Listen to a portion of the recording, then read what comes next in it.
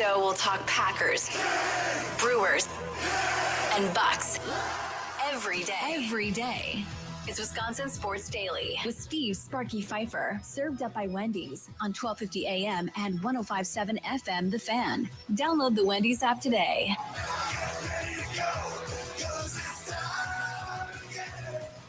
It is time again. Welcome here as we are broadcasting live from the 1250 AM and 105.7 FM The Fan studios here at the Bart House on Oakland Avenue in Shorewood. See Sparky Fifer with you. Thanks for tuning in here this afternoon, and it is going to be a fun show coming up today. Bart Winkler of Infinity Sports Network, of course, used to be the morning show host here on The Fan. He'll join us. This is his town. This is where he lives, his backyard. So he'll be out here around 2:20, 2:30. Looking forward to having him out here. Andrew Wagner, Forbes Sports Brewers writer, of course, brought to you by Focus Baseball. They have the fall mini camps going on right now. Sign up today by going to focusbaseball.com. He'll join us from American Family Field as the Brewers and Angels get ready to do battle coming up here later tonight. So he'll join us at 3 o'clock from there. Mitch Thunder Nellis, I've been told, might be en route here as well. He'll be on at 3:20. Charlie Sounds today at 3:40. Ryan Horvat of BetMGM tonight. Of course, he used to be on The Fan for all those years as well. Hosts the nighttime show on BetMGM Radio Network. He'll join us coming up at 4:20 as we talk about not only this Packers team, the NFL, and some college football as well with him coming up at 4:20. So lots to get to on today's show. But first, I want to start off by making an announcement, to tease an announcement. So coming up tomorrow afternoon at 2 o'clock, here on The Fan, to lead off Wisconsin Sports Daily served up by Wendy's, we are going to make a major announcement concerning this radio station moving forward. And, you know, we've said for the last year or so when we launched the station back in March of 2024, we've been saying, you know, we're building this thing brick by brick. Well, tomorrow we're going to build it level by level. So it's going to be a ramping up process tomorrow. Major announcement. In fact, I could say major announcements if you want. Lots to be announced tomorrow at 2 o'clock here on The Fan. So make sure to tell your friends, tell your family, tell everybody that you know. Let the word get out. Spread the word. Huge, major, gigantic, enormous. I don't know. I don't think I could put big enough adjectives on the front of this word announcement to tell you how big of a deal this is tomorrow at 2 o'clock. And I will tell you that I am absolutely stunned by the developments that have occurred over the last year with this radio station. I am so appreciative and thankful of everything that has transpired and the announcements that are coming tomorrow. I'm super, super excited about as well. I can't wait for the world to know what we got cooking over here at The Fan. So again, stay tuned tomorrow afternoon, 2 o'clock. Major announcement coming up here at 2 o'clock. You know, we've had other announcements along the way, right? Oh, we got a programming announcement coming up. We're the new home for Notre Dame football. Okay, yeah, that's good, right? And things like that, we've made announcements. This makes that seem very, very tiny. Charlie Usen, you're well aware of what's going on. Wouldn't you say that we've gone from brick to level by level now of building this thing? It is pretty big changes coming. Like you're saying, this is pretty big news, enormous. I never imagined we'd be moving this fast, Nope. man. When you and I started this thing, and it was literally me and Charlie. Charlie was the first hire to be my producer for the post-game show after Bucks games last March going into the postseason. And then mid-April, April 15th, tax day, we started this show, Wisconsin Sports Daily, served up by Wendy's, and we were the only local show up until we did the Green Bay football postgame show with Tommy Wirtz and myself. And then in October of last year, we launched 2 more shows. So this is a sizable deal coming up tomorrow. You're going to want to stay tuned for that. Again, tomorrow at 2. And we'll remind everybody as they're tuning in and out of the show today between now and 5 o'clock. And then at 5 o'clock, Tommy Wirtz is out here. Speaking of the big old hunk of love, he'll be out here getting ready for Brewers baseball with the leadoff show powered by the Potawatomi Sportsbook from 5 until 6:30, like he does before each and every Brewers game. Hear from Pat Murphy before the game today, get highlights from the last game, talk about this Angel series coming up with Andrew Wagner. He'll be on that show as well. We'll also have on everybody else that you could possibly imagine getting ready for that Brewers-Angels game tonight from 5 until 6:30 out here at Broad House, Milwaukee Broad House on Oakland Avenue in Shorewood. Come on out and say hi. Okay, now with that being said, let's talk about what's going on here in the world of sports. Yesterday, Charlie Usen, you and I had the conversation about Malik Willis. What would it take to get Malik Willis? Then Easton Butler came out with a report, who we just had on the show a couple of days ago from Packer Report, that it was going to be a 6th-round pick possibly from the Bengals to the Packers to get Malik Willis. That's kind of where it was all at. Then this morning comes news that indeed Malik Willis is not going anywhere as of right now, stays with the Packers. Instead, they get Mike White from the Dolphins, who is a journeyman in this league, has never done much. So you have Mike White now going to the Bengals. And they pick up, of all former Packer quarterbacks, Charlie Usen, they pick up everybody's favorite, the person that many of you, no, I shouldn't say many, some of you wanted to start over Jordan Love that very first season with Jordan Love as a starter, Sean Clifford, Penn State's very own, now a member of the Cincinnati Bengals. Somehow, some way, they think Browning is so bad that they picked up Mike White and Sean Clifford to come in as competition for him for the next couple of months for Joe Burrow. You want to talk about dire straits. That is dire straits, Charlie Usen. I don't know if I would consider it competition. They didn't have a backup quarterback on their active roster. When I was looking at their practice squad, they didn't have any quarterbacks in that had any real NFL experience. I don't know if this is really they don't trust Jake Browning more as they just need insurance for if he were to get hurt too, which based on looking at that Cincinnati Bengals offensive line, Jake Browning's going to get hurt too. I'll stop. No, we're not going to wish injury on anybody or anything like that, Charlie. What we're seeing from the Cincinnati Bengals offensive line is that they are still not protecting like they've done every single year. And if they're not going to be protecting their quarterback, their skill players, then there's high chance of injury for anybody that's behind them. You know, the other part about this, when you talk about it from the Packers' perspective, you know, they worked out Dorian Thompson yesterday as well. And he was, of course, a former Browns quarterback. So immediately you start thinking, as we did on this show, okay, well, that dude wins with his legs, similar to Malik Willis. So that would make sense. If you move on from Malik Willis, you pick up another guy like Malik Willis, you coach him up as far as throwing the football and getting better there. And now he becomes your backup behind Jordan Love. If you're Malik Willis, I'm curious about this, Charlie. If you're Malik Willis, if you had your druthers of staying in Green Bay and being a backup for the rest of Jordan Love's career, let's say, not the rest of his career, let's say for the next 5 years. This year's done. They offer you a 4-year deal to come back to be a backup quarterback. At which point now you are signing off that, okay, look, I'm not going to be a starter in the NFL. I'm resigned to being his backup quarterback kind of going forward. Or you tell them, no, I'm good. I'm going to go explore other opportunities and hope and trust that you can win a quarterback competition on some other team around the National Football League to try and become a starting quarterback in a situation that in no way, shape, or form will be as positive or as good as the Green Bay Packers currently have at this moment. Because if you're in quarterback competition, with all due respect, they are in dire straits at that quarterback position and don't have anybody. Or you're going in as the bridge to a first-round quarterback maybe that they have that they're trying to learn behind you going forward. I mean, it seems crazy, but if I'm Malik Willis, if they come to me with a 3 or 4 year deal to stay on as backup quarterback to Jordan Love, I think I'm signing it, and I'm staying pat right here, going to cash in a couple Super Bowl rings, going to hold the clipboard, be ready to go win a couple of games if need be for Jordan Love. And I'm going to be good going forward if I'm Malik Willis. Now, again, I don't have the ego of Malik Willis. I have not wanted to do this my whole life, to be a starting quarterback and have, done this forever. And that is the difference between him and me, obviously. Charlie, you've done it. You strive to be in the NFL. You're stuck with me. I'm sorry life went that way. But what are your thoughts on this? I think if I'm Malik Willis in this situation, I take a look at the landscape of the quarterback position in the NFL right now, I would say, yes, I could be a starter for some of these teams that are currently struggling. A team like the Saints, who has Spencer Rattler, who actually is not playing that bad right now.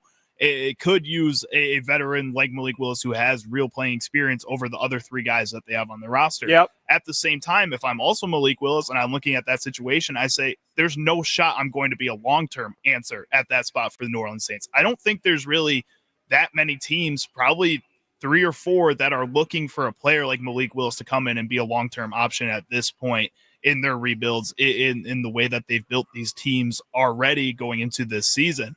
And I think with the classes that are coming in of these quarterbacks, I think people are really hyped on. I think in Arch Manning, even though he struggled through the first couple of weeks, people are still really high on what he can be. Cade Klubnik, Garrett Nussmeier, all these different players are Lenore Sellers in South Carolina. That's going to be a strong quarterback class this year that I think some of these worst teams are going to take chances on over a guy like Malik Willis. Call me crazy. I'm not in love with any of these guys. I'm not in love with any of them. Nussmeier hasn't been, to me, all that great along the way. I know there's a lot of love there. Arch Manning, that last game for Arch Manning was brutal. Like, that should have been a route. That should have been, like 6 touchdowns and just had a day and showed out, and he wasn't able to do it. Not saying Arch Manning can't get good at some point, maybe. I love Sellers. I think that is if we start putting these all together, I think Sellers has the most upside out of all of them, if we're being honest, as far as the way the NFL is right now and what they want and so forth kind of going forward. But you're right. They take any of these guys, and if they decide we're going to go the Jordan Love route, which nobody does outside of Green Bay, by the way, but if we're going to take the Jordan Love route and let Arch Manning or let Nussmeier, Sellers, whoever, sit there for a couple of years, and we're going to let Malik Willis go be that guy, that's cool. But if you're Malik Willis, is that really what you want? Because odds are you're losing that job as soon as that other guy is ready. You're just filling space at that point. It could end up like Sam Darnold, where McCarthy gets hurt, you go play well, and then you get into a contract year, and then somebody like Seattle says, I don't want to develop a rookie quarterback. We're going to go sign this vet to a long-term deal. So it could go that way, too, at the end of the day. But for me, if I'm Malik Willis, I think I signed that extension and don't worry about it. Exactly. I think that's the safest option. Being a backup quarterback, I think Sean Clifford has one of the bougiest jobs of all time. What is it? A bougiest Bougie? job. Yeah, because he doesn't have to do What? anything, and he gets paid a ton of money to get practice squad quarterback for whatever team gets to be on. No. Stop. Hold on. Listen, the backup quarterback does a lot of the scouting for the starting quarterback as well. There's a lot that the second quarterback does that's not shown on the field or whatever else, where he is helping that starting quarterback. You can go through, there are stories out there. You can read the backup quarterbacks and how instrumental they were to helping Rodgers with studying game film and getting ready for games and doing that type of work that, there's no way he would have been able to probably do by himself. So there is something to that, Charlie.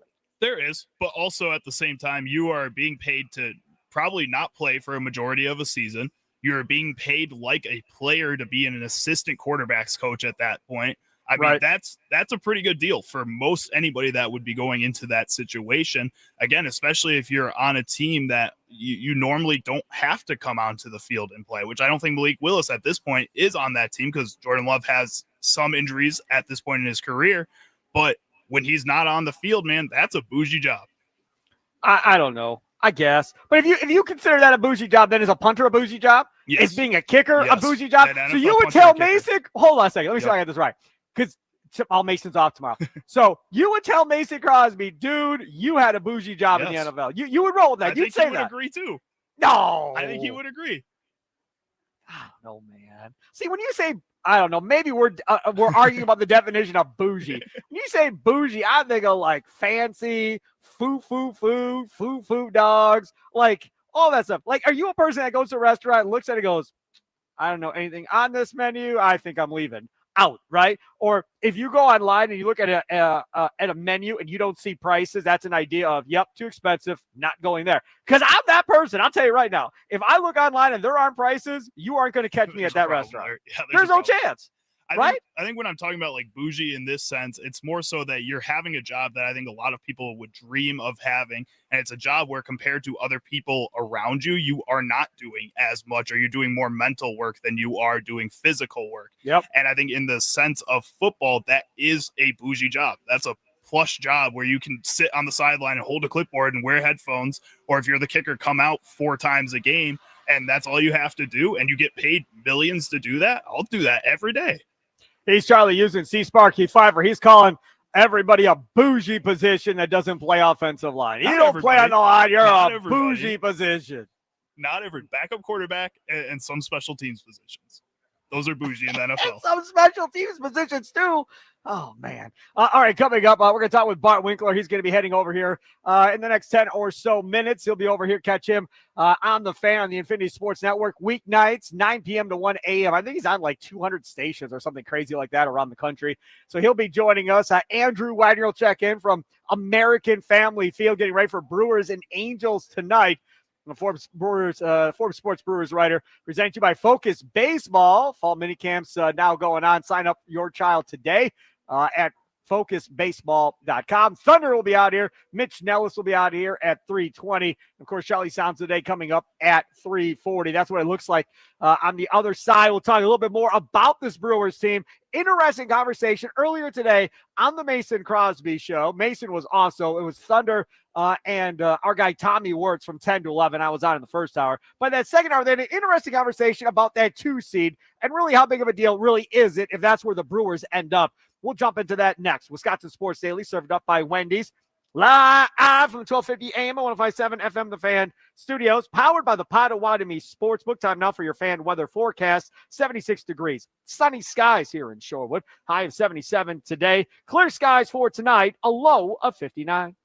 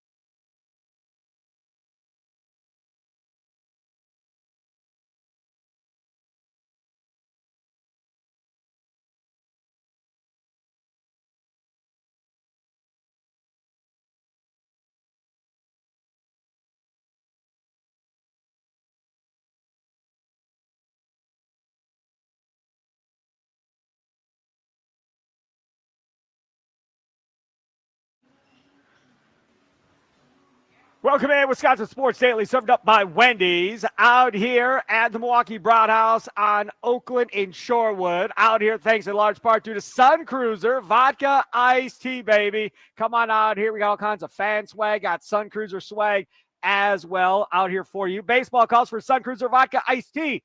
Made with real iced tea and real vodka. It's refreshingly smooth and easy to drink. With no bubbles to fill you up, it's the perfect Game Day Sipper. Plus, each Sun Cruiser is only 100 calories and 4.5% alcohol, making it perfect for anywhere your watch party takes you. Crack one open today and let the good times cruise, Milwaukee. So, again, Milwaukee Broadhouse, come out, say hi to us. So we're out here 2 to 5, and then 5 to 6:30 will be the leadoff show, powered by the Potawatomi Sportsbook, with a big old hunk of love. He is Tommy Wirtz out here from 5 until 6:30. Definitely going to want to hang out here. I brought it up earlier today, Charlie, and I'm telling you, this is true, man. Like, I come out, I do my afternoon show, it's all good, and right around the time that Tommy Wirtz walks in, around 4:30, he walks in to do his show, that's all of a sudden when the people start showing up.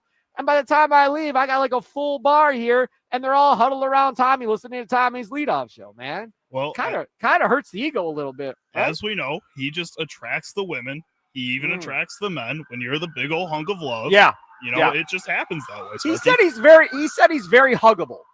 Yeah, he was giving a lot of hugs to Mitch today with the free hug shirt. So I can see. What? Yeah, you didn't see Mitch's free hug shirt. You don't want to give him a free hug? No, I'm sure I he'll didn't offer see one it. later. I gave him a few Stay away hugs. from me. Don't you dare. No, Tommy no gave hugs. lots of hugs. So no, I don't want a hug from either one of them. No hugs. One day you'll get a hug. I think we're good. Your next birthday, we're all gonna hug you, Sparky. I know kids complain I don't hug them enough. I don't know, man. I'm just not a big hug guy. Okay, so Bart Winkler, he's coming up from the Infinity Sports Network. Now that's a guy that'll hug you just because he knows you don't like it. So you just don't say nothing to Bart if you don't want something to happen. That's your best chance of surviving. Bart Winkler. He'll come up here in a few minutes. He's on his way over. I want to talk about the Brewers and the Angels obviously coming up tonight. And a good conversation was earlier today. If you missed it on the Mason Crosby show with Mitch Thunder, now it's brought to you by Verizon. In the 10 o'clock hour, they had this conversation about the 2 seed. And really, does it change expectations if they're not the 1 seed and they are sitting there and they got to play? Right now it would be Cubs Padres, I think. If they're not that, and they're the 2 seed instead, so the Phillies, who have every opportunity to get that 1 seed, let's say the Brewers fall down to 2. Does it change expectations for kind of what this team is going to be going forward? I got to admit, it doesn't change my expectations all that much, really, at the end of the day, Charlie, if they don't end up with the 1 seed necessarily. How about you? I don't know if it really changes my expectations all that much. I don't know if it really strengthens expectations, I guess, either, though. And I think there's a lot of people that feel like if they play in this first round series that they're going to be warmed up, that they're going to be ready to go. I don't know if I feel that way either. I think I just kind of want this Brewers team to look comfortable. And throughout the past couple of series, it hasn't really felt like they've been all that comfortable, like we saw post All-Star break, right before the All-Star break. So I don't know if it really matters if they get that bye that much to me. I just want them to look like the team that we saw. As we sit right now, okay, if it starts today, entering play today, the Brewers are the 1 seed. They'd get the winner of the Cubs Padres in the wild card round. If you're the 2 seed, you still bye, you still don't play, and you get the winner of the 3-6 matchup, which is Dodgers and Mets. So, would you rather be the 1 with the winner of that 4-5 matchup, or would you rather be the 2 with the winner of the 3-6 matchup? And the Mets have been god awful, but the Mets ended your season last year against a guy that's no longer on the team in Devin Williams, grant you, or the Dodgers, who of course have Ohtani and Betts and all of that talent, even though they don't look like the old Dodgers of the past. When you have that much talent, it literally can turn on at any moment, and they could get to crushing teams here on the way out. You never know if that's going to happen or not.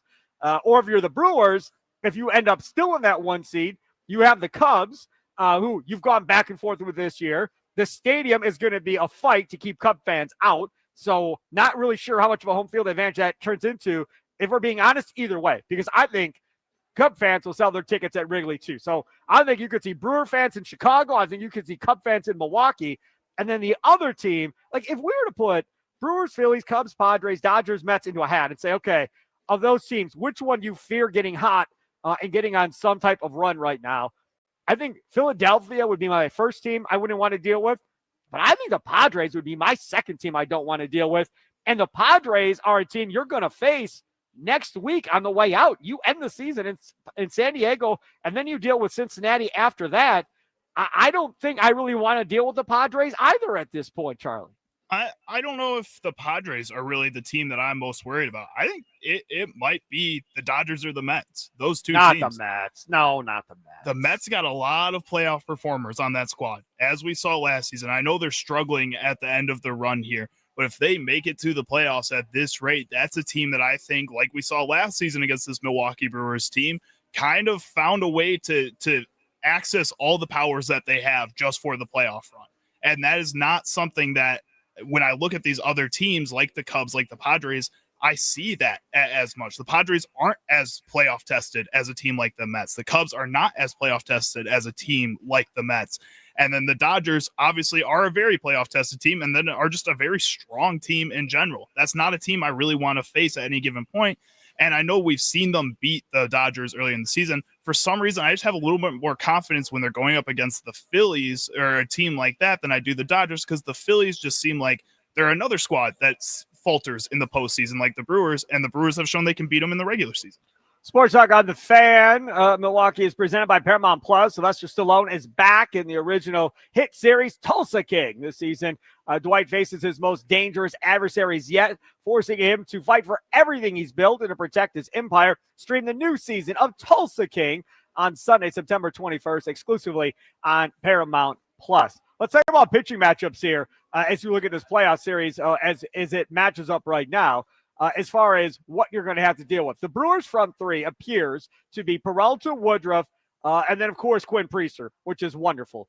When you talk about Chicago and the Cubs, if they stay in the one and it's 4-5, and what the Cubs have to deal with, Imanaga has been up and down a little bit. I don't think he's been dominant by any stretch. Cade Horton is the one that I think is the guy that maybe concerns you the most at that point, Charlie, looking at that starting rotation. Cade Horton has been a lifesaver for that Cubs rotation. If I'm being completely honest, a team that has dealt with a lot of injuries in that rotation throughout the season, you needed a rookie like that to step up.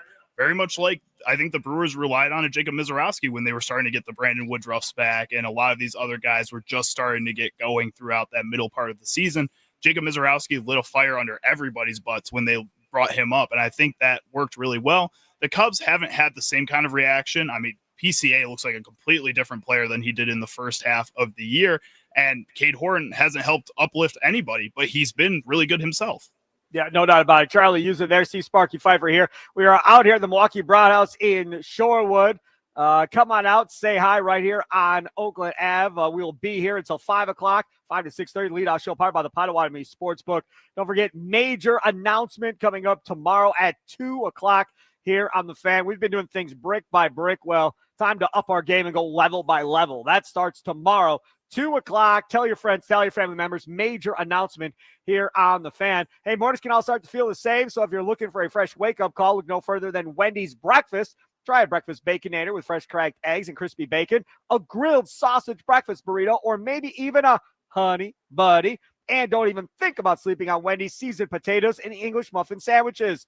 Doesn't matter what you go for, it's going to change your life. Okay, well, it'll at least freshen things up in the morning. Ready for a fresh wake-up call? It's got to be Wendy's. He is here, the man, the myth, the legend. Bart Winkler has arrived. We will talk with him coming up next out here at the Milwaukee Broadhouse on Oakland Avenue out here, thanks to Sun Cruiser Vodka Iced Tea. Back after this on 1250 AM and 105.7 FM, The Fan.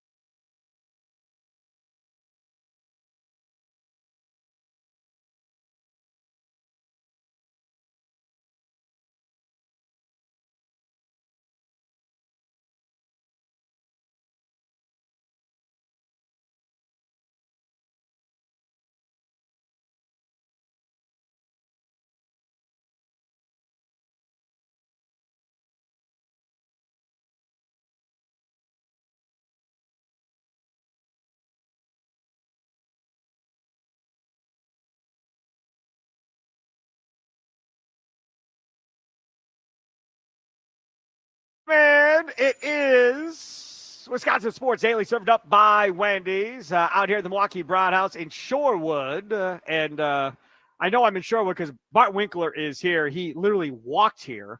Hold on a second. I got to turn on your microphone. This is what happens when I'm in charge of doing stuff, dude. This is exactly what happens here. Now, does that work there now, Bart? Yeah. Coming at you on Oh, a there we go. Tuesday. Yeah, there we go. That works. Hey, Charlie. Hey, Bart, how are you? I'm okay. How are you? I'm doing all right, surviving. Oh, Survive in advance every day. That's what we Yes, do here sir, on the baby. fan. We survive and we advance. So come on out here again to the Milwaukee Broad House in Shorewood. Brought to you by Sun Cruiser Vodka Iced Tea. So grateful for them. They've been having us on a tour before Brewers games. People that have the shuttles to the games are great places to go watch the games at. And the Brewers and Angels coming up tonight. And we will have the leadoff show powered by the Potawatomi Sportsbook with Tommy Wirtz out here from 5 until 6:30. We got the fan relief shirts. We got fan bags, bucket hats, and then all kinds of Sun Cruiser T-shirts, hats, and koozies, and all that type of stuff. So what you're are these interested. little balls? Those are for stress, Bart. You may want to take one. I'm going to. Yeah, you could probably take one, Bart, and it'll be all good. Take I'm it going- home. I'm Actually, going to your take kid one. would probably love it. Yeah, I'm going to take one for him. Yeah, your kid would absolutely love it. I'm glad that you guys are here. It's good to see you in Shorewood Yeah, and this bar particularly. Milwaukee Broad House, baby. I can look and see in like every booth or every area of the bar You sat? where I've sat. Now, one place I've sat probably too many times, those 5 machines back there, Oh, no. little Bourbon Really? Street dice. Oh, yeah. Oh, there's actually one of the games is Sparky's Funhouse. No. Yeah, and it's a dog. Really? Yeah, this one on the right. Yeah, I see it. Yeah. You go to menu, and then you can get the Sparky's Funhouse. Our I've IT won guy on that Ed is one. out here. I think Ed needs to go play Sparky's Yeah, I've won on Funhouse. that one, yeah. You have? Yeah. Oh, that's good. I did not know. Pull tabs over there, not as good of luck. No, but that's a traditional But Milwaukee the thing, machines. right? Wisconsin thing, pull tabs. Is that a Wisconsin thing or a Milwaukee thing? I feel like it's a Wisconsin thing, right? Yeah. You find those all over. Yeah. Wisconsin thing. Okay, well, before you came out, we were talking about the Brewers and how big of a deal really is that 2 seed versus 1 seed. I mean, both times you're waiting for the wild card round to get done. But the difference in right now is if you're that 2 seed, you get the winner as it sits today, right? It could change. Dodgers, Mets. And if you're that 1 seed, you get the winner of Cubs, Padres. And as I mentioned earlier, there's going to be many Cub fans inside that park if it's the Cubs. But I do think Brewer fans are going to show up at Wrigley too. So I think it's going to go 2 ways. I don't think the Cubs are going to be able to keep Brewer fans out, and I don't think Brewer fans are going to keep Cub fans out. So I think it's going to go both ways there. I don't really like that matchup. I don't want to deal with that matchup myself, Bart. What say you? First of all, are we talking about the letter that Pat Murphy? That wasn't a letter. Are we just? We talked about that yesterday. Are we? Because I, as a Brewers fan, am choosing to pretend like that never happened. Oh, it happened. He made it up. I don't like it. I He don't like made any it up part of and it. thought and said what he's I pretty don't much like any thought. part of it. Bart would lead because Alice was pointing out, how would he know they were going to be the best team in baseball? How would he know all that stuff? It was way too specific for Euchre to actually have read it or wrote it. Right. I just don't like any part of that being a thing that happened. So Why? Do you think it messes up Euchre magic or something?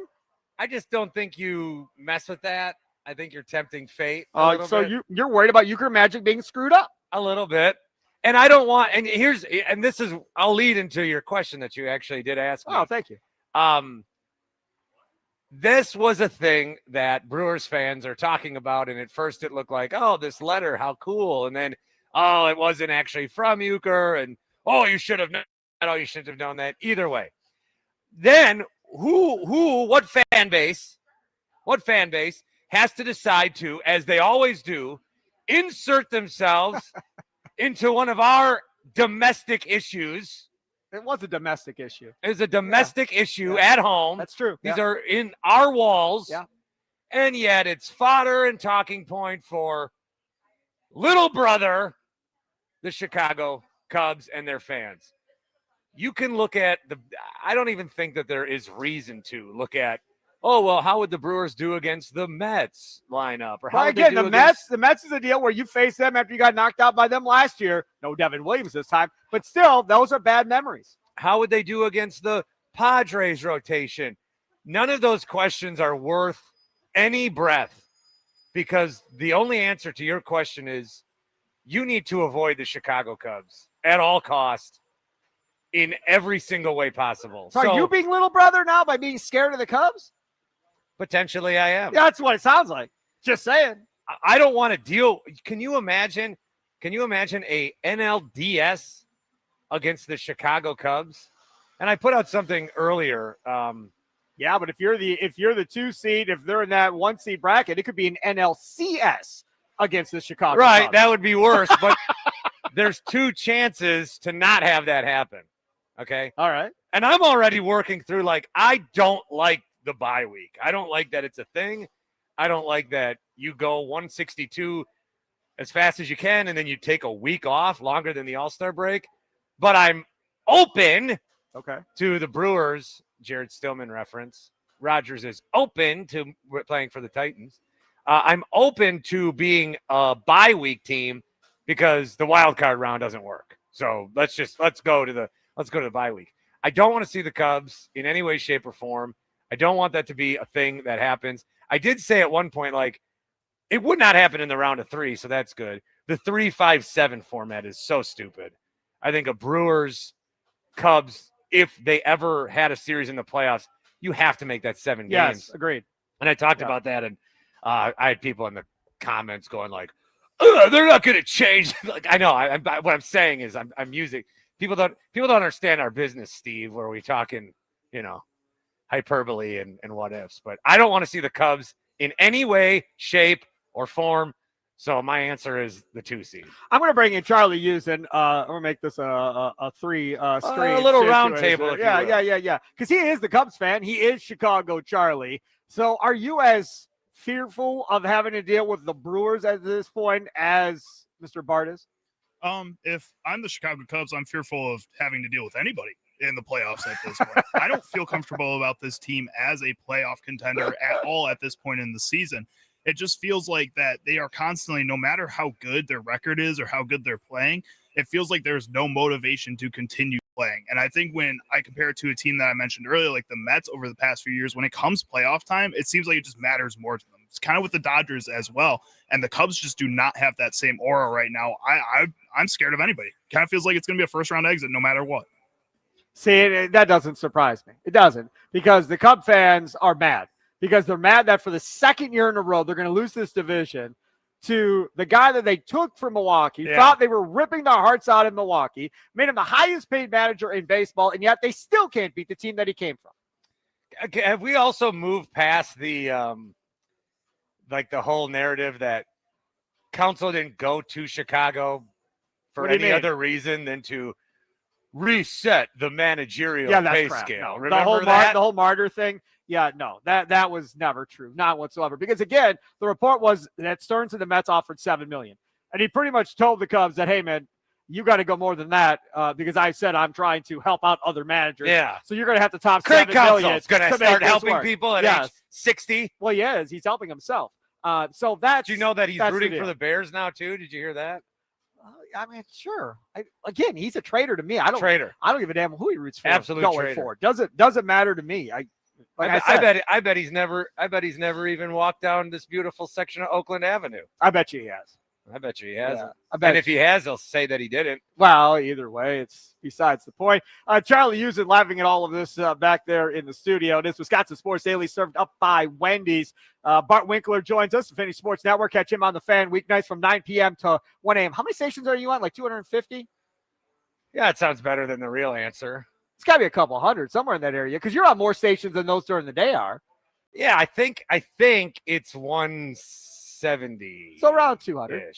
Yeah, that's good. That's more stations than we're on. The line that, Sparky, the line that I like to say about my career is I've never had more exposure, yet I've never been less relevant.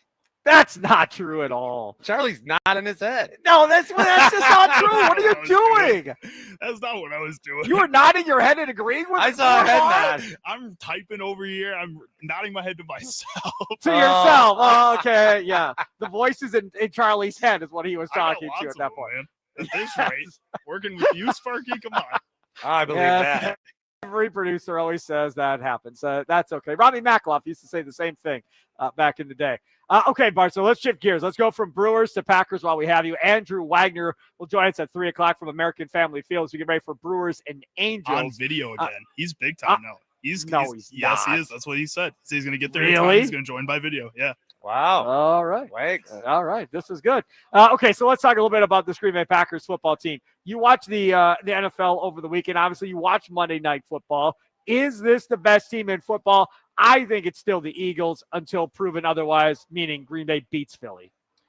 Yeah, I think that's fine. I think if you're going to look at the NFC, they won the Super Bowl last year. They just beat the Chiefs again through nefarious means. Yeah. Tush push.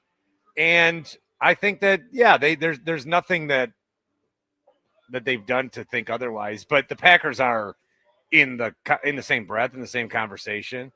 And I think if you look at Detroit in week 2 scoring 52 points, I mean, every touchdown they scored is another reminder of how good the Packers defense was against them. And what I keep saying about the Parsons trade is I just do not think that, and I think we've gotten past this because that was a weird couple of weeks. Yeah. Where, he's not going to stop the run. Who cares? That's not why you pay that guy $47 million. So it wasn't a binary trade. The trade was first round pick, Kenny Clark for Micah Parsons. That's what it's going to say on the transaction wire forever. Yep. But it was also an improvement of every single person on that Packers defense. Correct. When he's on the field and when he's not. And you could tell right away from the home opener, they introduced him last. Even before he stepped on the field, the defense looked like they were flying around. The defense looked like they were more aggressive. The defense looked like they were more confident. That defense that we've been clamoring for forever, we finally got to see with our own eyes. And then Parsons comes out there and then makes a huge difference and an impact because he is the guy that you traded for. So I think that everybody, like if it's a game of Madden, you're like a 78 or whatever your ranking is. Everybody on that Packers defense is up 5 or 6 points just from his existence. And also, the crowd has responded. The Packers crowds. Oh, boy. Here we go. They have been better. They've been more engaged. They've been more energetic. And that is something that me as a fan should be able to notice and has the right to say. Right. I think anytime your coach mentions the fan unprompted, that's a sign of weakness, and I'd like to see him stop doing that. No, I love it. I don't want to see him stop doing it. No other coach has done it. I love. You think Vince Lombardi cared about the crowd? I don't know. Vince Lombardi cared about everything. This is the one thing I like when Matt LaFleur says, "Those of you that sold your tickets in week 1 after the game, be better." Man, I was cheering. Oh, I don't like that. I don't like that at all. I was like, yeah, you tell him, Matt. That's beautiful. No. Then when he gives love to the gold package for showing up and being loud, yes. As the coach of the Green Bay Packers. I've never been worried on Matt LaFleur, Bart. You should not know what the gold package is. Okay, but they know, obviously. You need to know what's going on from end zone to end zone. There's so much talk about the Brewers fans coming up, or not Brewers fans, Milwaukee ticket holders coming up and what the crowd is like at those games versus when they're not there.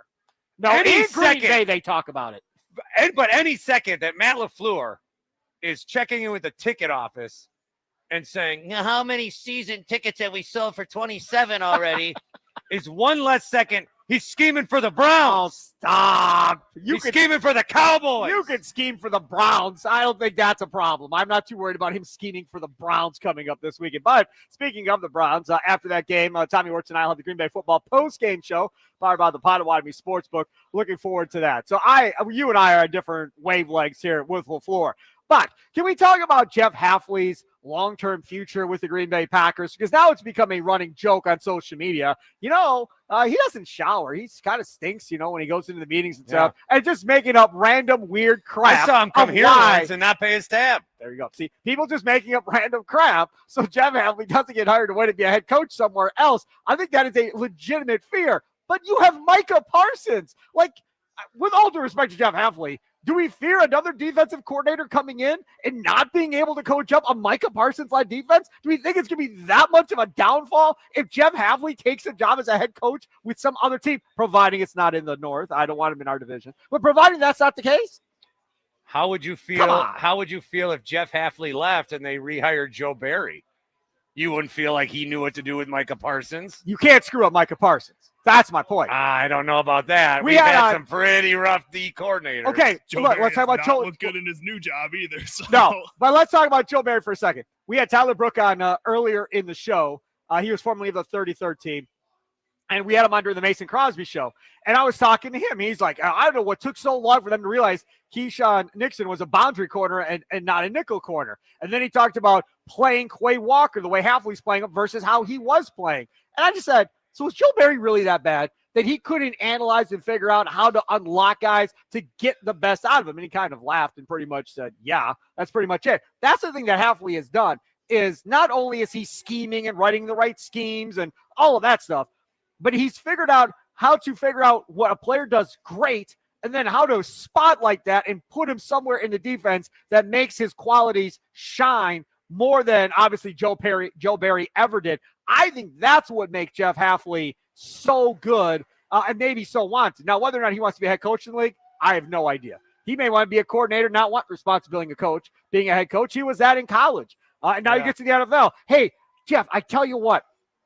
I know you're the defensive coordinator for the Super Bowl champion Packers, and I know they're young and everybody's coming back, and I know you got Micah Parsons, but, man, let me tell you about Cleveland, Ohio, right? And then you try to sell them on the Browns. Like, do you really want to be a head coach that bad, or would you rather stay as a coordinator in Green Bay? Now, Ben Johnson looks like a fool currently because he said he turned down all these jobs and then decided he wanted to coach the Bears.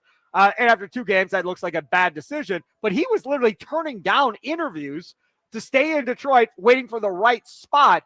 I don't think that's a bad idea if you're Jeff Halfley. So maybe that gets you another 2 or 3 years of Jeff Halfley. Well, and that's the thing with Ben Johnson is when he left and went to Chicago, I thought he should have just rode out Dan Campbell as long as possible and rode out Detroit. And replace Dan Campbell. Potentially. Yeah. I think with Ben Johnson, he is now, because he's still very young, he's exposed himself in a way to being exposed.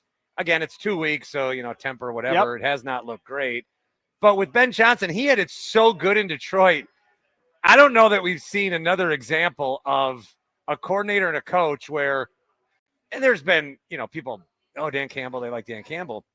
But when Dan Campbell goes for it on 4th down and it's a great play or something happens, who got the credit every single time? Ben Johnson. Yep. And then when they didn't convert or they ran a bad play, who got the blame? Campbell still. Ben Johnson had like ultimate Campbell protection. Yep. And I understand if you're a coordinator forever, you want to be a coach at some point. Maybe that doesn't need to be the thing. Maybe you don't need to rush back into coaching.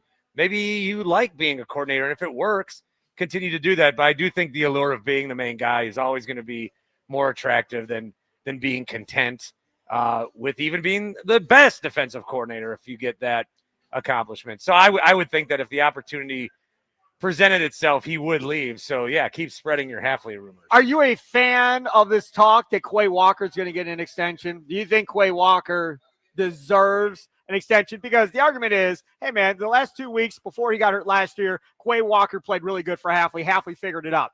This year, in the first couple of weeks, you've seen Quay Walker play fairly well. That Halfley unlocked how to play him like we talked about, and now you could take him to the next level and be that guy next to Edgerrin Cooper that essentially could wreck games for the other team because he's so athletic. Yeah, I'm about keeping as many guys together as you can. You spend so many.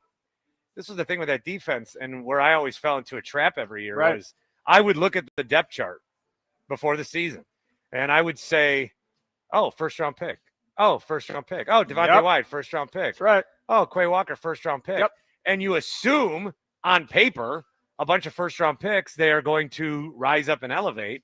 And they're doing that better, but it's because they have a guy like Micah Parsons. You need that kind of guy on a defense. There's not a lot of them. For us to get one at 26 in his prime via trade is still incredible and tremendous commendation.